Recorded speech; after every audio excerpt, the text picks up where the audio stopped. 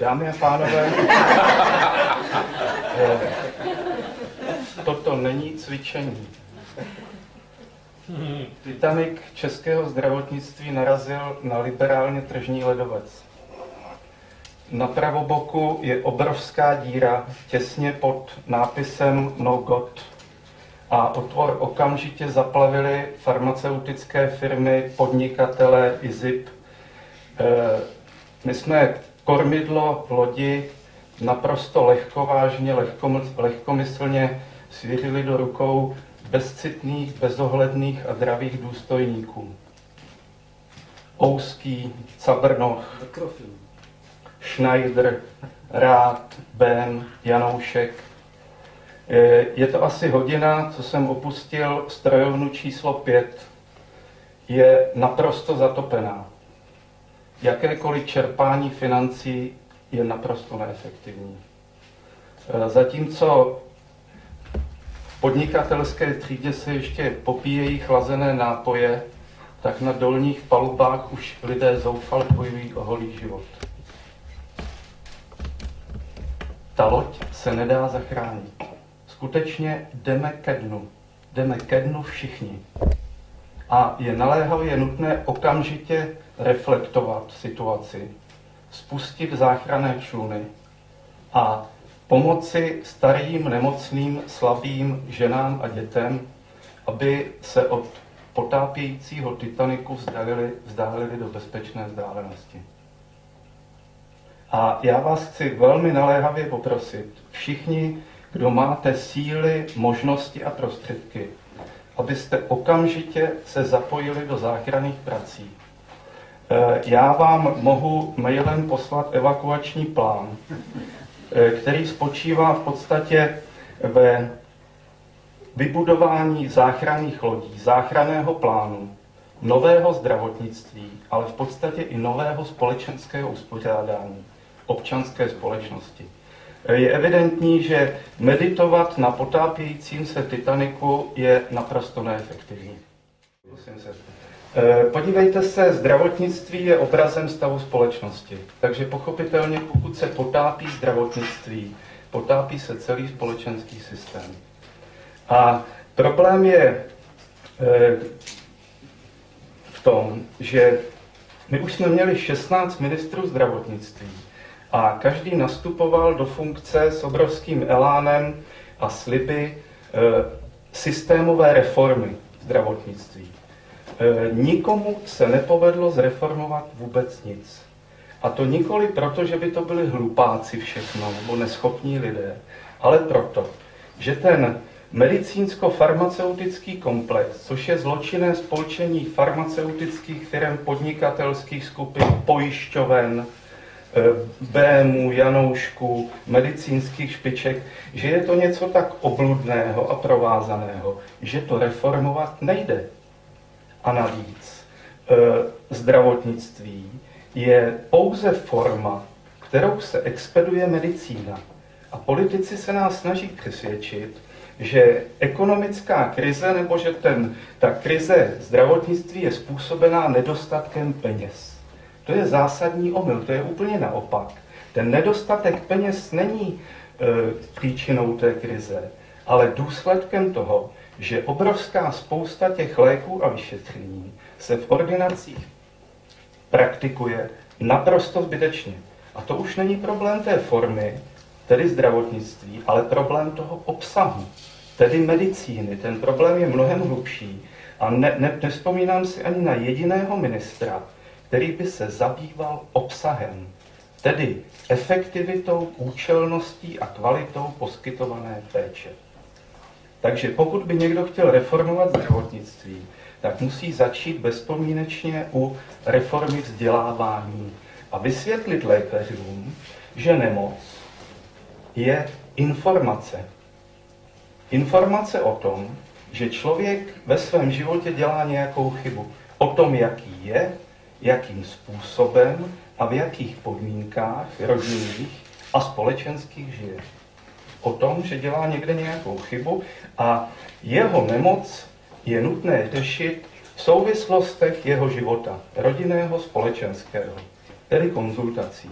Což se pochopitelně neděje, protože ta současná medicína je založená na tvrzení, že každá nemoc má nějakou objektivní příčinu. Medicína je objektivistická věda. A vychází z toho, že my pomocí té špičkové techniky dokážeme tu objektivní příčinu najít pomocí těch CTček, magnetických rezonancí, odběru krve a pak následně nějakým zásahem zvenčí, léky, operacemi toho pacienta uzdravit. Zásadní omyl. Ukázalo se, velká studie ve Velké Británii potvrdila, že nejméně u 40% pacientů se objektivně nepovede zjistit, co jim je. Oni jsou objektivně zdraví, stěžují si na nějaké tělesné problémy, bolesti hlavy, bolesti zad, zažívací potíže, obcházejí doktory a neustále se vracejí s výsledkem bez patologického nálezu. A to pro objektivistickou biologickou medicínu je zásadní problém, protože co s pacientem, kterého proženete všemi možnými vyšetřeními, nic mu nenajdete a ono je mu stále zle. Takže tady se nabízí, buď to je to simulant, hypochondr nebo blázen. On ale není ani jedno z toho. On, a to zase vyplynulo z té studie, takzvaně somatizuje. On stělesňuje svoji složitou životní situaci. Ten člověk má nějaké životní starosti, žije ve stresu a to, co není schopen udělat vědomně, tak začne postupem času dělat tělo za něj. Nevědomně, nemocí, bolestí hlavy. Má toho plnou hlavu. Bolestí zad. No naložil si víc, než unese. Bolestí u srdce. Má zlomené srdce. A teď přichází člověk do ordinace, stěžuje si na pálení žáhy, dejme tomu. Je prohnán spoustou vyšetření a výsledkem celého toho kolotoče nákladného, náročného, organizačně, personálně je výsledek, kde je napsáno gastroezofageální reflux. On přišel s tím, že ho pálí žáha a odchází s tím též v latinském jazyce. Ale nikdo neví, proč ho pálí ta žáha. A u naprosté většiny pacientů proto, že mu někdo nebo něco leze krkem. Někoho nemůže strávit.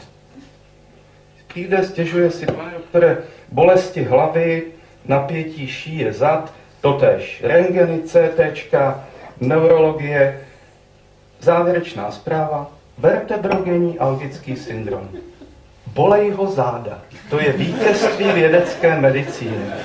Ale zase je to informace o tom, kolik si toho na ta záda naložil. A čím víc vůl táhne, tím víc mu nakládají. Takže tady pochopitelně je důležité změnit pohled na nemoc, pochopit její informační hodnotu, vzdělat v tomto přístupu doktory, aby tímto způsobem vzdělávali pacienty. Děje se pravý opak.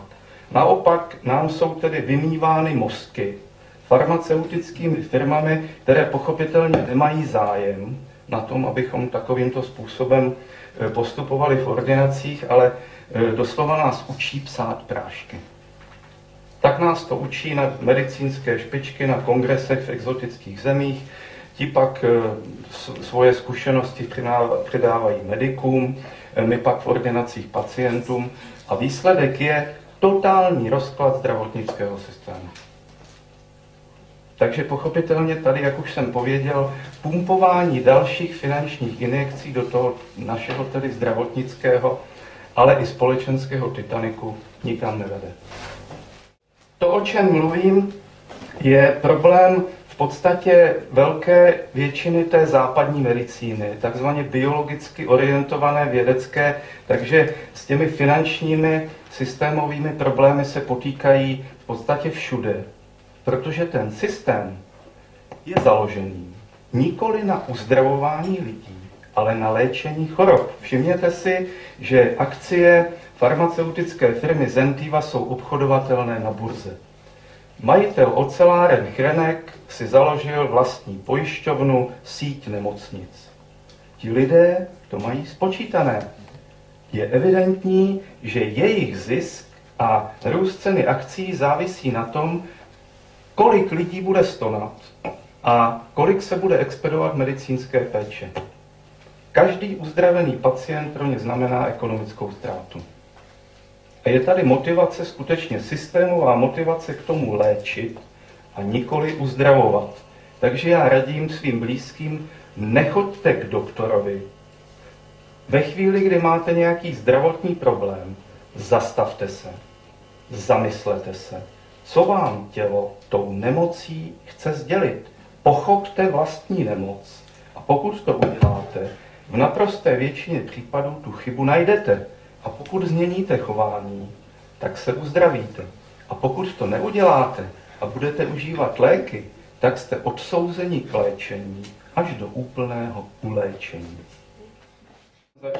Chtěli jsme ten model, který je úsporný, účelný, rychlý, efektivní, nabídnout tedy ministerstvu, komoru jsme obešli, zdravotní pojišťovny, odborné společnosti, velké nemocnice.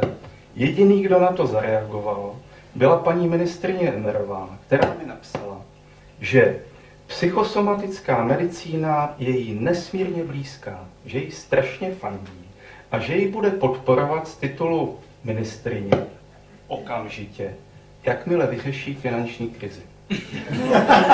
Ta žena nepochopila, že finanční krizi nevyřeší nikdy, pokud nezmění ten způsob té medicínské praxe.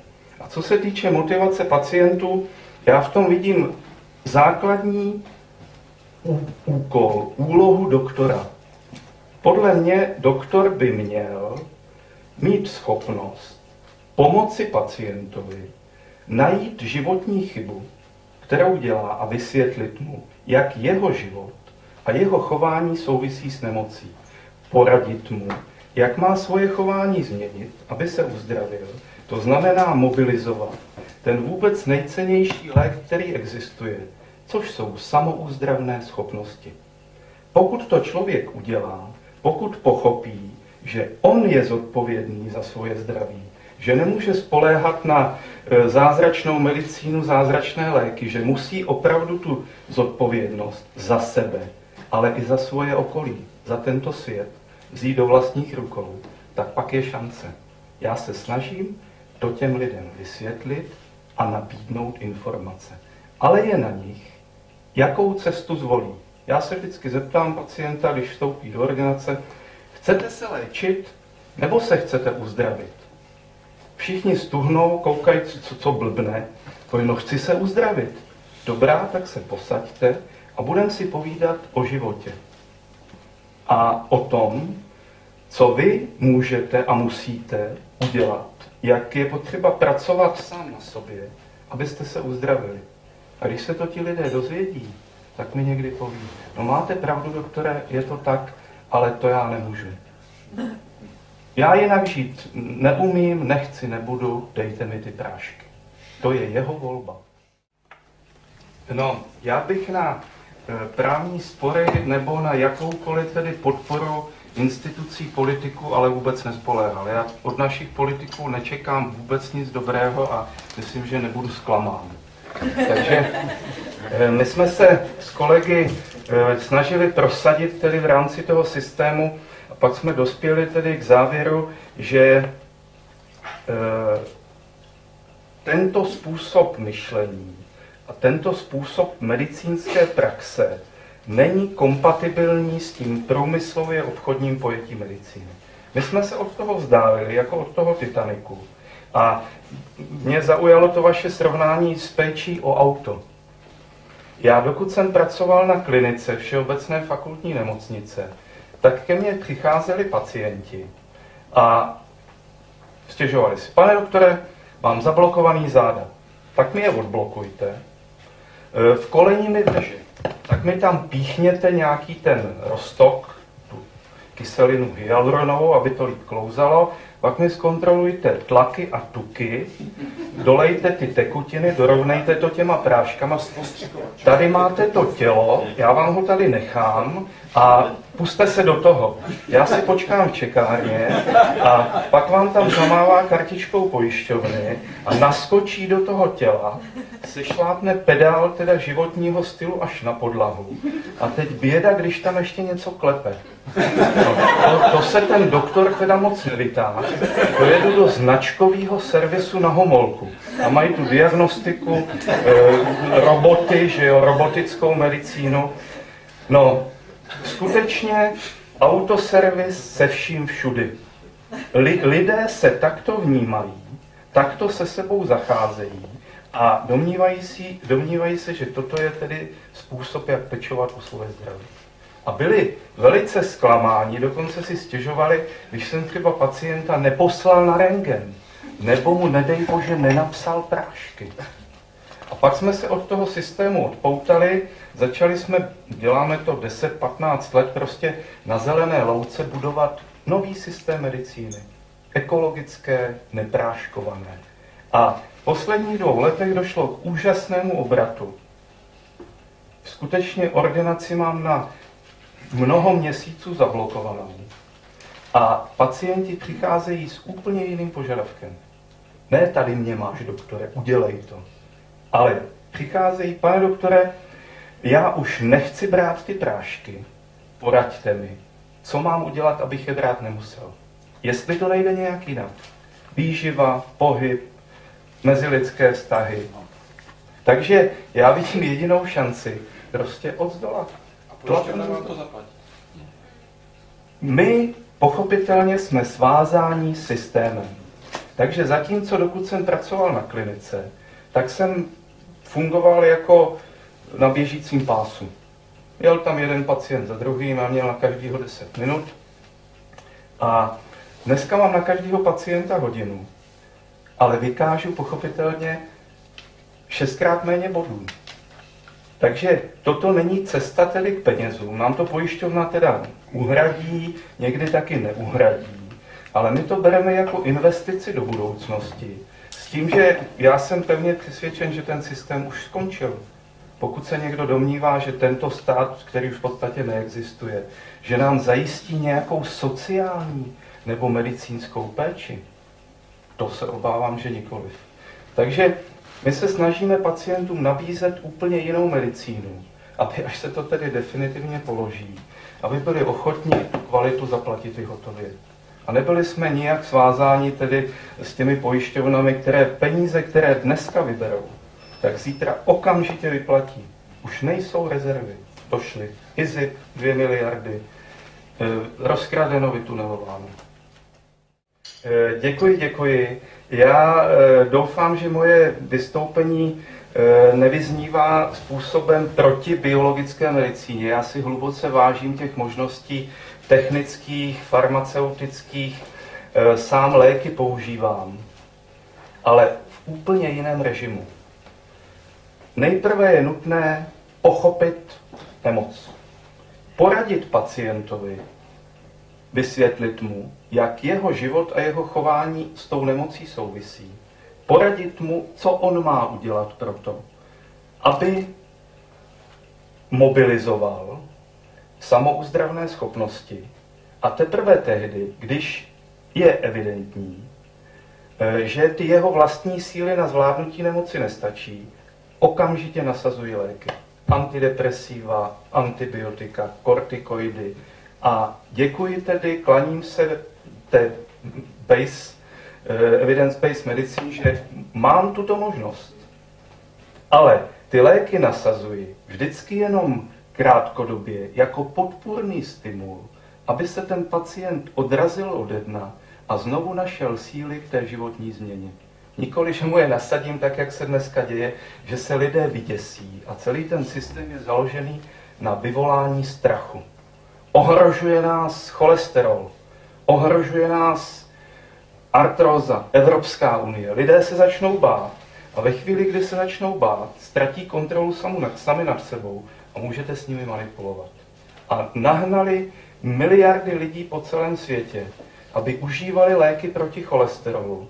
A teď se ukazuje, že mnohem nebezpečnější než cholesterol je pro zdraví člověka, jsou ty léky proti tomu cholesterolu. Takže teď lidé umírají na léky proti cholesterolu. A já nedělám nic jiného, než vysazuji úplně zbytečně konzumované léky s obrovskými nežádoucími účinky. A protože už mě to tedy velice znepokojovalo a nejsem v tom až zas tak hluboce vzdělán, nechtěl jsem udělat nějaké tedy ukvapené rozhodnutí, tak jsem napsal do Státního ústavu pro kontrolu léčiv oficiální dotaz. Zda podávání léků proti cholesterolu lidem pouze na základě zvýšené hladiny cholesterolu, jinak tedy zdravím, jestli je lege artis dostatečně zdůvodněné a účelné. No, vyvolalo to velké pozdvižení. Oni ten můj dotaz podstoupili panu profesoru Rudolfu Poledne, což je šéf metabolické společnosti. A on mi odpověděl, mám dodnes tu jeho odpověď v mailu, podle mého názoru je nadměrný tlak farmaceutických firem na podávání statinů skutečně nadměrný. Takhle, podívejte se, infekce je vždycky souběh toho infekčního agens, viru nebo bakterie, a člověka a jeho imunity. A jestliže je ta imunita oslabená, tak pochopitelně ten infekční agens má prostor pro to, aby se člověk nakazil, aby onemocněl. Imunita rovná se dobrá nálada.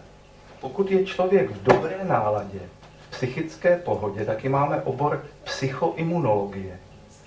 Takže má dobrou imunitu. A naopak, pokud je člověk ve stresu, v úzkosti, depresi, no tak je ta jeho imunita oslabená. Takže je zase potřeba hledat, jakými kanály člověku uniká ta energie. Co oslabuje v jeho životě. A zase klíč je v jeho životě. Vlastně klíč k uzdravení má každý sám u sebe. Já v ordinaci pomáhám lidem jenom ten klíč najít. Oni nevědí, do jaký kapsičky si ho schovali. No, je to ale nákaza negativními emocemi, které nesmírně tedy oslabují imunitní systém. Mě zaujala poslední zpráva České psychiatrické společnosti, asi 2 měsíce stará, která uvádí, že v České republice v současné době trpí úzkostmi a depresemi 30% lidí. Jak je to možné v situaci, kdy je ten trh zaplavený nejúčinnějšími antidepresivy, anxiolytiky? Jak to, že ještě nejsme všichni šťastní, veselí a spokojení? Tak kde udělali soudruzi chybu? No, mně jsou velice blízké názory antipsychiatrů, profesora Lainga, filozofa Foucaulta, profesora Šaše.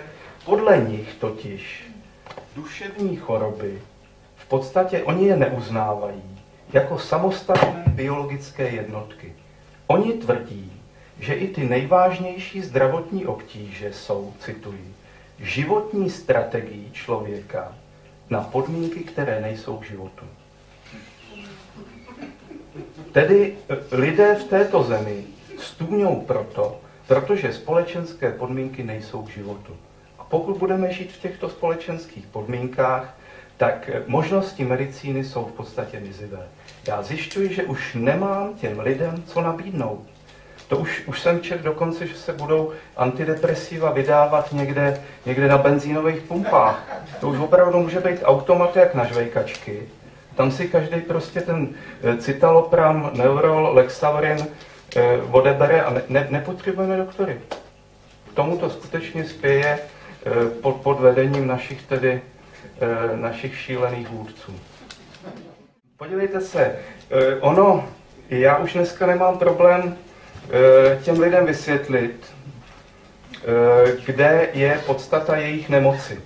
Ale pak zjistím, že ty jejich životní podmínky, jestliže přijde prostě matka, samoživitelka, nezaměstnaná,